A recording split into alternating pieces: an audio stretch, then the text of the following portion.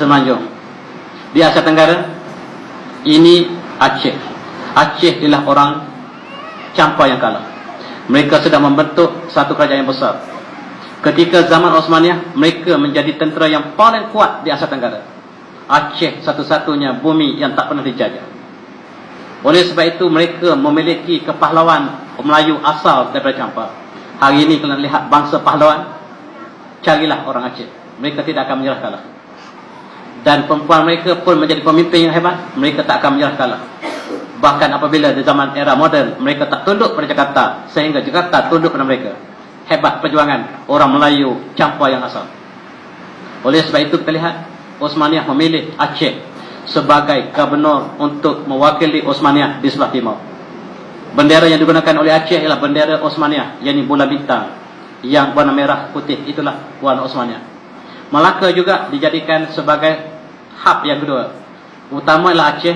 Melaka ketika Sultan Mansur Shah dilantik untuk menjadi gubernur yang kedua. Dan mereka juga bersama-sama untuk membantu Osmaniyah. Dan rupa-rupanya alam Melayu ini ialah sebahagian daripada Osmaniyah. Dan pusat sebelah timur pula ialah di Amanillah, yang terletak di Filipina sekarang. Yang kemudian bumi ini telah dimurtadkan oleh Spanyol, kemudian dimurtadkan lagi oleh Amerika, sekarang telah menjadi Manila. Amanillah telah betulkan menjadi Manila. Sebuah simbol kerajaan Islam yang terbesar di timur telah menjadi bandar murtad 100%. Sayang, itulah sejarah yang malang orang Melayu. Kita sentiasa mencipta sejarah yang malang. Dulu, kini, dan selama-lamanya barangkali. Kita lihat ketika Osmaniyah memerintah di Istanbul, ini ialah Museum Melaka. Sebenarnya bukan ini yang Istana Melaka.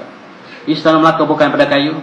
Mengikut Portugis, Istana Melaka ialah di antara istana yang terbesar di dunia ketika itu, yang mengalahkan istana di Portugal. Portugal itu asalnya Andalusia, yang namanya Portugal. Portugal maksudnya limau, oranges, yang sudah menjadi Portugal sekarang. Kita lihat nama-nama di Spanyol, masih lagi kebanyakan nama Islam. Madrid, itu asalnya Majri, sungai. Kita lihat di sebelah timur ataupun di bahagian selatan di Prancis, namanya Marseille.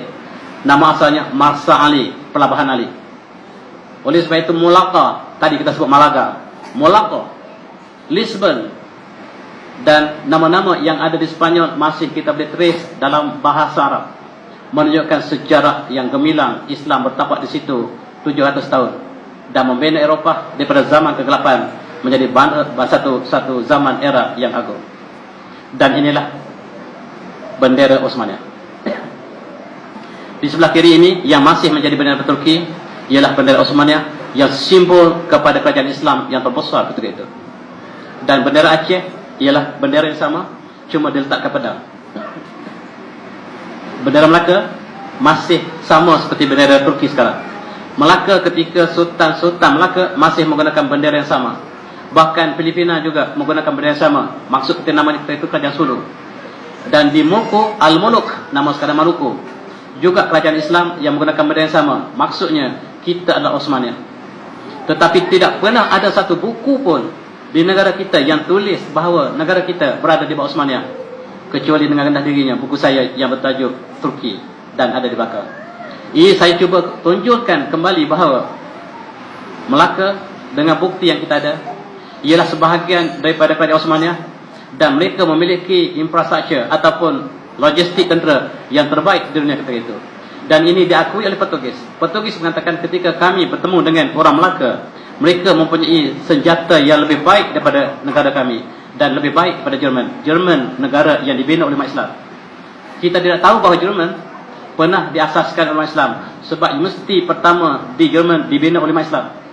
Murid paling menerus iaitu Universiti Frankfurt. Kemudian Universiti Munich dibuka oleh umat Islam.